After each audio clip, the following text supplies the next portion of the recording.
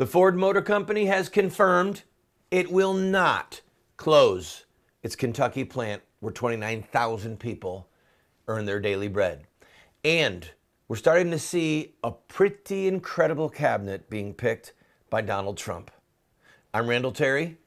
This is Voice of Resistance.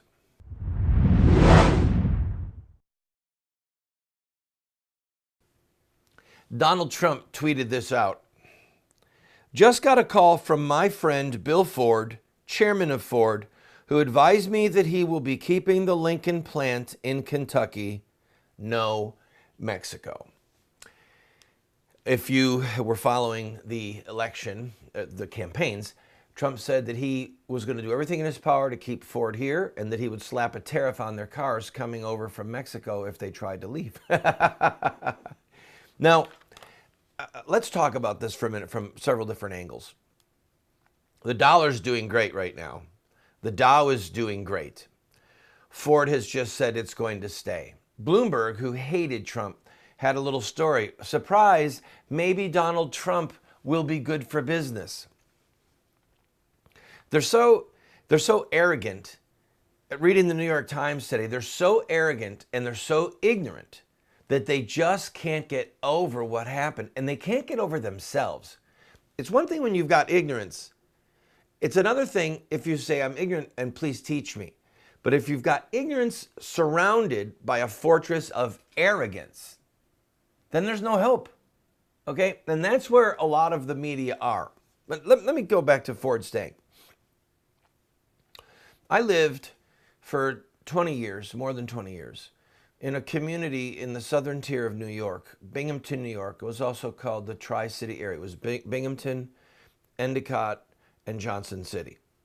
Those three little communities played a pretty significant role in America. And most of you don't know this, but I'm going to tell you. The largest shoe manufacturing plant in the world was in Johnson City and in Endicott. It was called Endicott Johnson. You're too young to remember. As a boy, I would go through a mall, and Endicott Johnson, besides manufacturing shoes for all kinds of other people, they had their own brick and mortar stores. They were manufacturers and had retail outlets. Incredible. They employed 10,000 people. People would come from Italy and say, which way EJ? Literally, they would get off the boat. Once they were cleared through Ellis Island, they would say, which way EJ? Binghamton also had, the Tri-City area had, IBM. IBM was founded there. Huge plants making computers. They also had, the name just slipped my head. I'm so sorry. It'll come back to me. But they made the flight simulators. It was a company that made organs. And then the man who made the organ thought, I can use some of these parts to train pilots how to fly so that they don't learn by crashing. So they made flight simulators that the government bought for decades, saved heaven knows how many human lives and how many millions upon millions of dollars when they didn't have aircraft crashing. They had Savin copiers made there. They had another company that made printed circuit boards that were distributed all over the world for various companies who needed printed circuit board technology. It's all gone. It's all gone. One by one. IBM closed there. They closed. Endicott Johnson closed. The place is like a ghost town. It's so depressing to drive through it and see business after business after business boarded up. Neighborhoods that used to be beautiful, run down now. Churches. There were so many Roman Catholic immigrants there that there was one part of the city in Binghamton that had 3 separate Catholic churches on 3 corners. It wasn't because there was division. It was over the language. One was an Italian parish, one was a Polish parish, and I can't remember what the other one was. It wasn't Armenian, but it was might have been Slovenian. I can't remember. But it was just a thriving community. And because of asinine, stupid trade deals, it all went away.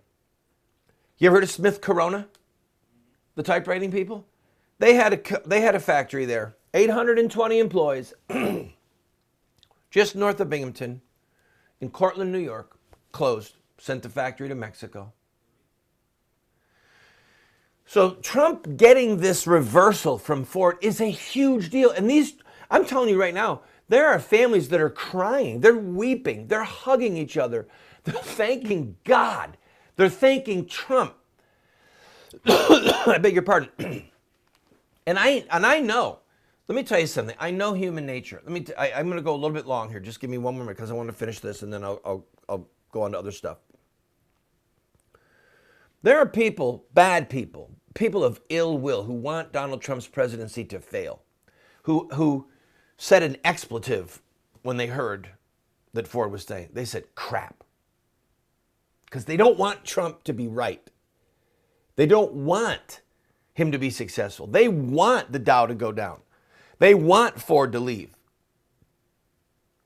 They do, because they're ideologues. They're leftist. Many of them hate God. Many of them hate life, babies. I mean, they're a package, okay? And they want Trump to fail. So when they heard that Ford was staying, they were not happy. And then there are people who are just too stupid to know what good news it is. The reason I told you that long story about Binghamton, New York, and Johnson City, and Endicott City, is because these young people, these whining crybabies who need a safe space and need a dog to pet because Donald Trump won the presidency, these foolish, foolish young people have no clue. These pampered little brats have no clue what it's like to see a community devastated because a plant that manufactures something goes away. You have no idea. So they're too stupid and too sheltered, too ignorant. I don't want to say so. They're too ignorant to know that they should be rejoicing right now. They should be rejoicing. I've got to take a break. When we come back, we're going to look at Cabnet and we're going to look at some other issues. We have a Jon Stewart clip to play, the comedian who hates Trump. You're going to like this clip. Don't go away.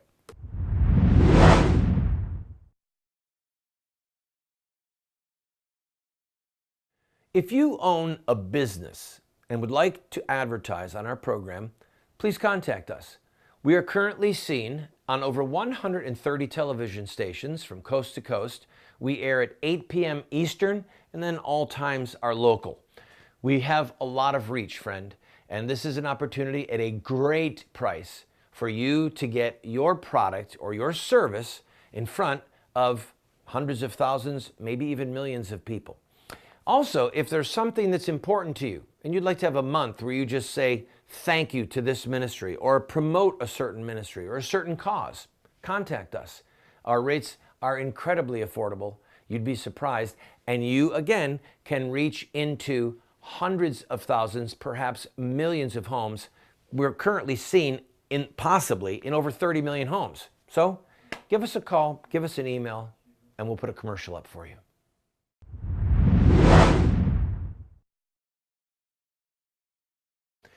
Hi, friend. If you just joined me, I'm Randall Terry. The Bible says to rejoice with those who rejoice. And we should. We should be rejoicing with the folks in Kentucky who get to keep their plant. But we have to remember something. And I'm going to say this over and over. Mr. Trump's election, as wonderful as it is a reprieve. It's not the ultimate victory. And if we don't end the shedding of innocent blood in this country, we're still doomed. It's just the way it is. So remember that. This is a reprieve. And you can see points in Israel's history where they practiced child killing for generations. And there was points when they looked like they were coming back. They had a zenith of prosperity. Money was being made while they were killing their children. But then God swept it all away. He swept it all away because of the blood that was crying for vengeance. So let's not forget what is at stake here. All right, let's look at Mr. Trump's pick for his national security advisor, General Flynn. I'm so excited about this. This man is a hawk, okay? And he's if you watch Fox, he ends up on Fox a lot as a commentator. And he tweeted in February of this year, 2016, he tweeted, and I quote, "Fear of Muslims is rational." Rational is in all caps. "Please forward this to others.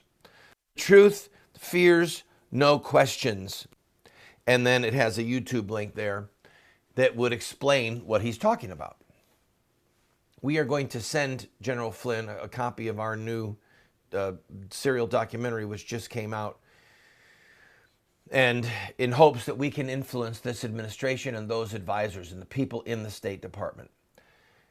Because Islam is a threat.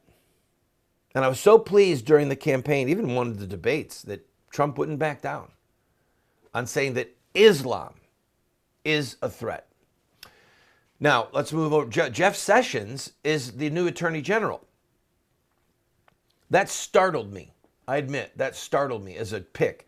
I thought that he was going to go with maybe Giuliani, possibly with Chris Christie.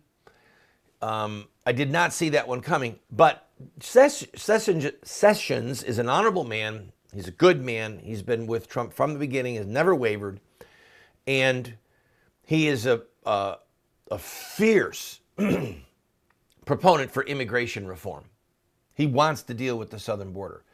So having him as the Attorney General, getting ready to deal with sanctuary cities. See, there's going to be litigation. That's what this is about. There's going to be litigation. There's going to be court fights. And Jeff Sessions is going to be ready to play hardball. And Sessions will also play hardball with political opponents. So if you're Hillary Clinton and you're hearing that Sessions is becoming the new AG, you're really worried. You are really worried. We haven't heard yet if Comey is going to be replaced. Now, I want to talk for a second. Let me go to this. Giuliani may not be in the cabinet. And the reason, I don't know that, and I think that Giuliani would serve well in some areas. But the reason might be because of some of the stuff like Hillary, where he has made money over the last few years. Because it comes out in the hearings. And when they sat down to vet him, and Newt Gingrich for that matter, it just came out that Newt Gingrich is not going to be in the cabinet. And it could be that where they have made money and how they have made money and any funds or speaking fees or contributions from foreigners, it could be that they're just saying, we don't need this. Let us be advisors, pick up the phone, talk to your people, and leave us officially out of the cabinet because we don't need the scrutiny, and we don't need the bad press, and we don't need to be bludgeoned. And it's very possible that Trump's own people don't want the bad press. They want a squeaky clean slate of people going in. And Trump's people are going to have to answer for Flynn saying it's rational to fear Muslims. That's in the New York Times, okay? They're going to have to answer for that. But boy, oh boy, I am totally confident that Mr. Flynn is equal to the task. Just say those two words, you'll feel better. You heard, right, what the doctors are saying? If you say two words, you'll feel better emotionally and sometimes feel better physically. President Trump. Ooh, I felt it. I'll be right back.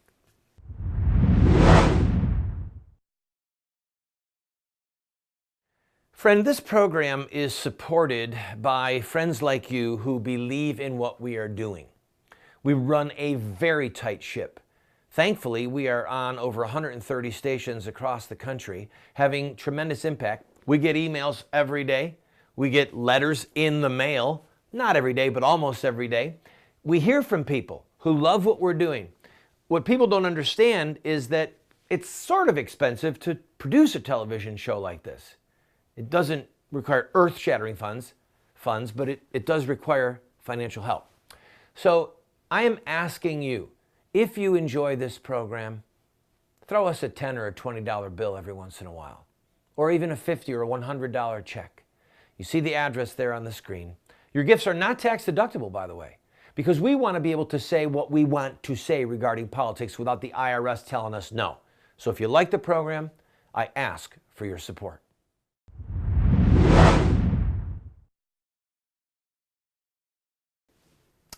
I'm Randall Terry. Welcome to the program. A broken clock is right twice a day. Jon Stewart is, without question, one of the funniest men in America, and without question, a maniacal left-winger. Maniacal. But a broken clock is right twice a day. And he was on CBS this morning, I think with Charlie Rose, and called out the left on their hypocrisy.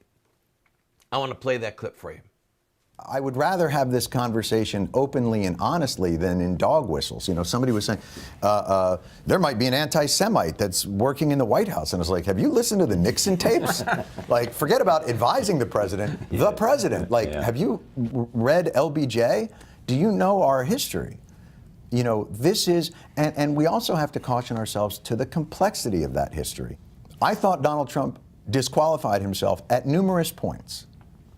But there is now this idea that anyone who voted for him has to be defined by the worst of his rhetoric. Like, there are guys in my neighborhood like that I love, that I respect, that I think have incredible qualities, who are not afraid of Mexicans and not afraid of Muslims and not afraid of blacks. They're afraid of their insurance premiums. In the liberal community, you hate this idea of creating people as a monolith. Don't look at Muslims as a monolith. They are the individuals, and it would be ignorance. But everybody who voted for Trump is a monolith, is a racist. That hypocrisy is also real in our country. And so this is the fight that we wage against ourselves and each other, because America is not natural. Natural is tribal. We're fighting against thousands of years of human behavior and history to create something that no one's ever, that's what's exceptional about America, and that's what's, like, this ain't easy. It's an incredible thing. Now, that was an interesting look at Charlie Rose and CBS using a third party to say what they should be saying. You understand that? And to use Jon Stewart, who's a funny man, who clearly hates Trump, was even better. And Jon Stewart had the intellectual honesty to say, look, my neighbors are worried about their insurance policy. To say that everyone who voted for Trump is a misogynist and a homophobe and is so ludicrous. But it shows the fact that they're doing that they're trying to lump all of us together as somehow being evil, sinister people. It shows how far we've gone as a country. We're in more danger than I thought we were in. The Trump victory revealed just how deep the fissures are, the divides are. And it revealed how much the left and the God haters and the baby killers thought that they had just completely conquered us and that we were done. We're not done, but we've been losing for so long that the other side thought, hey, we've vanquished them. And now that they know we're not vanquished, they're coming unhinged. I didn't agree with his thing at the end about, that it's natural, and that showed his lack of understanding the ethical implications of what's going on. There's a right and there's a wrong that comes from our maker. I got to take a break, and I've got a surprise for you when we come back. Don't go away. I want to invite you to go to our website. Almost every book that I have ever written is available as a PDF online for free. We have a ton of products, training materials, tools that are available for you for free. All we ask for is that you give us your email address. That's it, so that we can stay in touch with you, and yes, from time to time, ask you to support this work. So I'm inviting you, go to the website. Now, for those of you who say, well, I don't want a PDF, I want a real book. You can get one of my books. All you have to do is pay for shipping and handling and then give whatever gift you want. And if you can't afford anything, we'll send you the book for free. Just pay shipping and handling. Why are we doing all this? Because we want to change the direction of the country, and we need to raise up a fresh generation of warriors to do that.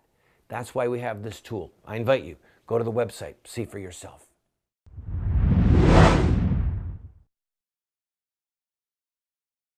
I'm Randall Terry. Welcome to the program. We're going to show you a 3-minute clip from episode 1 of our serial documentary called What Would Muhammad Do? We are so excited. It's finally done after 2 years of production and writing and shooting and reshooting. It's done. And we have already shipped out over 2,500 sets, a 4 DVD set, okay? So if you haven't gotten yours yet, hang in there. They're on their way. And if you don't get them and you've ordered them, contact us, just in case there's any problem. But we're going to show you the first 3 minutes of episode 1 now and encourage you to get it. And I've got to tell you something when I come back. Enjoy this. I also want to speak tonight directly to Muslims throughout the world. We respect your faiths. Its teachings are good and peaceful. And those who commit evil in the name of Allah blaspheme the name of Allah. Islam is a religion of peace. They are not Muslims, they are monsters. At the same time, we have reaffirmed again and again that the United States is not and never will be at war with Islam. Islam teaches peace. No, we are at war. New York, Boston, San Bernardino, Paris, Brussels, Madrid, London, Sydney, all over the world, Muslim terrorists are killing or enslaving their victims. Why? What motivates ISIS, Al-Qaeda, the Muslim Brotherhood, and so-called lone wolves? The answer lies in the life of one man, Muhammad, the founder of Islam. Why do Muslim terrorists behead their hostages? Why do they murder people who satirize Muhammad in cartoons? Why do they take women as sexual slaves? Why do they have such deep hatred for the Jewish people? Because Muhammad did. Muslim terrorists have not hijacked the peaceful religion of Islam. They are following the example of its founder. Over 9 episodes, we will study different aspects and events of Muhammad's life, events that form the central motivating narrative for Muslim terrorists. In each episode, we will find out why Muslim terrorists believe their atrocities are ordered by God. You will learn how terrorists read ancient Islamic literature that they believe justifies their violence to non-believers.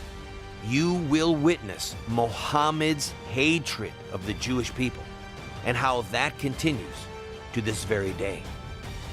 We will pull back the veil on the long history of sexual slavery and violence against women that has been committed since the dawn of Islam. If we hope to win this war, we must know our enemy, because Muslim terrorists are already fighting to the death, whether we believe in Muhammad or not.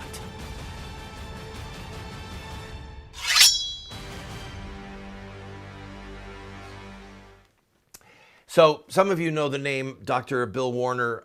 He runs an organization called Political Islam. I spoke to him a couple of days ago, and he told me and told others that this is the best video production that has ever been done on Islam. Ever. Anywhere in the world. And he would know. He's full-time. He's written 15 books on Islam. He said it is the best he's ever seen. Ever. And he watched the whole thing, all right? I encourage you, go to the website and make the purchase. You can watch the whole of episode 1 for free. All right, that's what we thought. Let's show episode 1 in its entirety. And then if you see, wow, I need this, grab it, okay? You'll be glad you did. Get multiple copies and give them to law enforcement. Give them to your pastor, to your priest. Send one to General Flynn. What would Muhammad do? Islamic terrorism explained. God bless you. See you tomorrow. Have a good weekend.